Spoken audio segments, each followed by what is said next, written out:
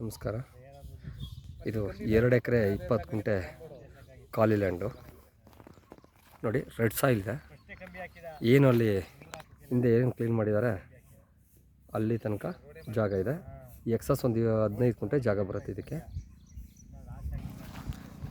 Red soil ಇದೆ. ಜಾಗ ಭೂಮಿ ಬಂದು ರೆಡ್ ಸಾಯಿಲ್ ಇದೆ.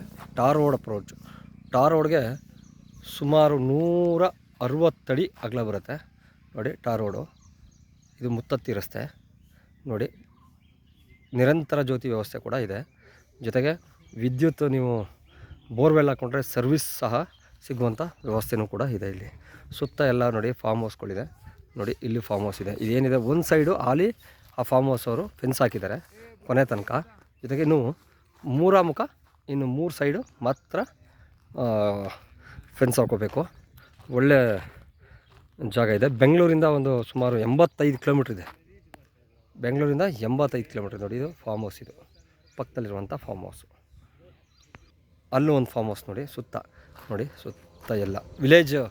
ಜಸ್ಟ್ ಒಂದು 100 ಮೀಟರ್ ವಿಲೇಜ್ ಇದೆ. ತುಂಬ ಚೆನ್ನಾಗಿದೆ ಜಾಗ. ಅರ್ಜೆಂಟ್ ಸೈಲ್ ಇದೆ. Legal paper direct ರಿಜಿಸ್ಟ್ರಿಗೆ.